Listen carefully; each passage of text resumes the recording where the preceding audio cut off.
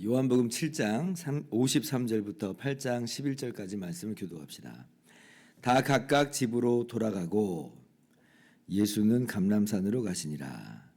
아침에 다시 성전으로 들어오시니 백성이 다 나아오는지라 앉으사 그들을 가르치시더니 서기관들과 바리새인들이 음행 중에 잡힌 여자를 끌고 와서 가운데 세우고 예수께 말하되 선생이여 이 여자가 간음하다가 현장에서 잡혔나이다.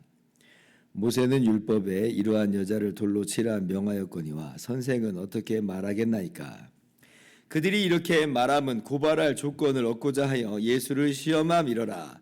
예수께서 몸을 굽히사 손가락으로 땅에 쓰시니 그들이 묻기를 맞이 아니하는지라. 이에 일어나 이르시되 너희 중에 죄 없는 자가 먼저 돌로 치라 하시고 다시 몸을 굽혀 손가락으로 땅에 쓰시니 그들이 이 말씀을 듣고 양심의 가책을 느껴 어른으로 시작하여 젊은이까지 하나씩 나가고 오직 예수와 그 가운데 섰는 여자만 남았더라. 예수께서 일어나사 여자 외에 아무도 없는 것을 보시고 이르시되 여자여 너를 고발하던 그들이 어디 있느냐? 너를 정죄한 자가 없느냐? 대답하되 주여 없나이다. 예수께서 이르시되 나도 너를 정죄하지 아니하노니 가서 다시는 죄를 범하지 말라 하시니라. 아멘. 할렐루야. 하나님의 크신 은혜와 평강이 오늘도 변함없이 여러분 가운데 가득 넘치기를 주님의 이름으로 축원합니다. 오늘 말씀은 아주 유명한 잘 알려진 말씀이죠. 간음하다가 현장에서 붙잡힌 그 여인을 예수님께서 용서하여 주시는 바로 그 은혜의 사건입니다. 그런데 이제 은혜의 사건인데 이 배경은 참 교활하기 짝이 없는 음모의 그런 자리였습니다. 뭐냐면 이것은 사실 서기관들과 바리새인들이 예수님을 시험하려고 예수님을 이제 함정에 빠뜨리는 이제 그러한 장면이라 하는 것이에요. 왜냐하면 지금 이 여자가 간음하다가 현장에 붙잡혔습니다. 어떻게 하다가 이제 붙잡혔는지는 뭐 잘 모르겠어요. 간음이라고 하는 게 굉장히 은밀하게 진행이 되는 건데, 근데 이제 그런데도 불구하고 붙잡힌 것인지 아니면은 뭐 바리새인들이 진짜 함정을 파놓았다가 이 여인마저도 사실은 그 함정 속에서 그렇게 바리새인들에게 붙잡힌 것인지는 뭐 심지어 그런 음모론을 말하시는 분들도 있거든요. 근데 이제 그건 우리가 뭐 알 도리는 없어요. 그런데 이제 이 여자가 이제 간음하다 현장에 붙잡혔으면 그러면 이제 율법에 기록된 대로 자기들이 판단을 하면 되는 겁니다. 왜냐하면 신명기 22장 23절을 보면 처녀인 여자가 남자와 약혼한 후에 어떤 남자가 그를 성읍 중에서 만나 동침하면 너희는 그들을 둘 다 성읍 문으로 끌어내고 그들을 돌로 쳐 죽일 것이니 이렇게 기록이 되어 있거든요. 그러니까 결혼한 사람은 물론이고 바로 이제 결혼 직전에 있는 약혼이라고 하는 것도 준결혼 상태로 간주해서 그 상태에서 이제 간음을 저지르면 구약의 신명기에서는 돌로 쳐 죽이라 했거든요. 그러면 이제 현장에서 붙잡혔으면 그렇게 돌로 쳐 죽이든지 아니면 뭐 사법 당국에 고발하여서 그 일대로 처리하면 되는 것입니다. 근데 이제 이 건을 가지고 예수님께 찾아왔다고 하는 것은 이건 지금 이들이 뭐 성경을 너무나 빠삭하게 잘 알고 있는 사람들이 몰라서 가져온 게 아닙니다. 이유는 딱 하나예요. 예수님을 지금 시험하고 넘어뜨리는, 함정을 파놓고 예수님을 넘어뜨리는 그런 상황이라 하는 거죠. 왜 그러냐? 예수님에 대해서 계속해서 지금 이 서기관들과 바리새인들은 지금 혹세무민하는 사람이다라고 하면서 예수님을 죽이려고 하기 때문에 그렇습니다. 예수님께서 안식일에 병자를 고치신 걸 보니까 아니 이 사람은 지금 율법을 따르는 사람, 우리 편이 아니다라고 하는 거예요. 그런데 백성들이 예수님을 막 따라가니까 거기에 위협을 느끼고 또 시기와 질투심도 더불어서 느끼게 된 것입니다. 그러니까 이제 예수님을 꺾어야 되는 거예요. 예수님을 지금 제거해야 되는 것입니다. 그래서 오늘 이 시험 문제를 갖고 온 거예요. 만약에 여기에서 예수님께서 율법대로 그러면 그렇게 처리를 해라, 돌로 쳐 죽여라. 이제 그러면 당장은 지금 우리 율법을 따르는 우리 편이구나라고 이야기하면서 한편으로는 그래도 마음 가운데 찜찜함이 있으니까 로마 제국의 사법당국에 고발을 할 겁니다. 지금 당시에는 지금 식민지 상태였으니까 유대인들이 함부로 사법 정의를 행사할 수는 없거든요. 근데 이제 임의로 이렇게 돌로 쳐 죽이는 것은 임의의 집행이니까 이것은 이제 사실 로마 제국에서는 문제를 일으킬 수 있어요. 그래서 한편으로는 예수님이 율법을 지킨 사람이라고 말해놓고 한편으로는 로마 제국에다가 찔르면서 이 사람이 지금 선동해가지고 이 여자를 죽였다라고 하면서 지금 감옥에 쳐넣는 사형수로 만드는 이제 살인자로 만드는 이제 그러한 마음을 갖고 있었겠죠. 근데 반대로 예수님이 지금 말도 안 되는 이야기다. 어떻게 지금 돌로 쳐 죽일 수 있느냐? 그냥 용서해줘라. 내지는 함부로 그렇게 하지 못하도록 예수님이 막 사람들을 뜯어 말린다. 이렇게 생각을 하면 아니나 다를까 이렇게 얘기할 거예요. 아니 안식일도 지키지 않고 안식일에 병자도 고치더만 지금 명백하게 신명기 말씀 기록되어 있는데 그것도 지금 지키지 말라고 하니 이 예수라고 하는 사람은 전혀 율법을 따르지 않는 사람이다 라고 하면서 예수님을 반율법주의자로 그렇게 몰아붙일 것이에요. 그러면 이제 백성들도 정말 그렇구나, 이 예수라고 하는 사람은 지금 자기의 어떤 감정이나 자기의 편의에 따라서 율법도 그냥 무시하는 사람이구나 라고 하면서 다 예수님에게서 돌아서는 이제 그런 일들이 있겠지요. 아무튼 이런저런 이제 함정을 파놓고 지금 기다리고 있는 거예요. 그럴 때 이제 오늘 예수님께서 이제 어떻게 하시는가라고 할 때 예수님께서 이 말을 듣고 그냥 묵묵무답입니다. 답을 안 하시고 이 몸을 굽혀서 땅에 손가락으로 땅바닥에 이제 글을 쓰세요. 어떤 글을 쓰셨는지 잘 모릅니다. 우리가 뭐 알 필요도 없는 것 같아요. 근데 예수님께서 어떻게 보면 이러한 지금 말도 안 되는 이 시험을 놓고 기다리시는 그런 모습인 것 같아요. 그러니까 지금 이 서기관들과 바리새인들이 몰라서 그런 게 아니라고 그랬잖아요. 그러면 깨닫기를 바라는 그런 시간 속에서 분명히 예수님은 침묵으로 좀 기다리고 계시는 것이다. 저는 그렇게 생각을 합니다. 그런데 이제 이 사람들이 계속 물어보죠. 한 번 물어본 게 아니라 7절 보니까 그들이 묻기를 맞이하는지라 계속해서 물어봐요. 그러니까 이 여자가 좀 가늠하다가 현장에 붙잡혔는데 어떻게 해야 되냐는 거예요. 아니 어떻게 해야 돼? 대답 좀 해보세요. 말 좀 해주세요. 계속 지금 묻는 거예요. 그러니까 이제 드디어 예수님께서 입을 열어서 대답을 하시죠. 7절 우리가 정말 잘 알고 있는 그 유명한 말씀. 너희 중에 죄 없는 자가 먼저 돌로 치라.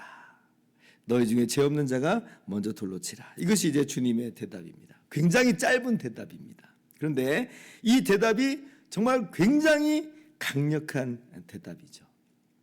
왜냐하면 표면적으로는 예수님께서 돌로 치라 라고 했으니까 예수님이 율법을 지금 무시하는, 율법을 전혀 깡그리 무시하는 그런 사람이 아니라고 하는 것을 보여주시는 거예요. 그런데 조건을 달아놓으셨죠. 너희 중에 죄 없는 자가 돌로 치라.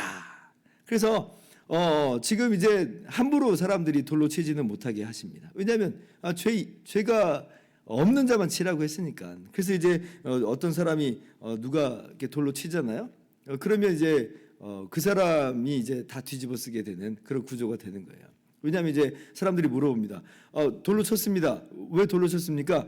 예수님이 돌로 치라고 했잖아요. 근데 예수님이 이렇게 대답할 수 있잖아요. 죄 없는 자가 돌로 치라고 했는데 죄가 없으십니까?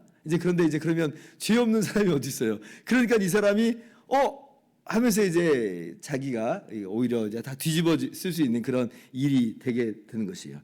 그래서 이제 사람들이 함부로 돌로 칠 수 없는 그런 상황으로 오히려 예수님께서 지금 이 상황을 반전을 시켜 놓으신 것이죠. 그런데 단순히 그런 의미로만 사람들이 지금 움찔하고 그래서 돌로 치지 못하는 것은 아니에요.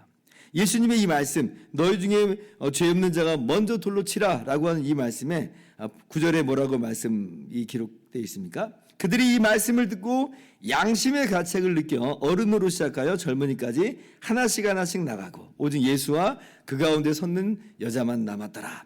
양심의 가책이 왔어요. 죄 없는 자가라고 하는 이 말씀 속에 아마 강력한 성령의 역사가, 이 말씀의 역사가 이제 있게 되는 것이죠. 아마 지난 날들의 파노라마 같은 그런 이제 장면들이 스쳐 지나갔을 겁니다. 왜냐하면 이제 우리들이 죄 없는 자가라고 할 때 우리가 짓는 죄들이 인생 속에서 얼마나 많아요. 이것들이 막 다 스쳐 지나가는 거예요.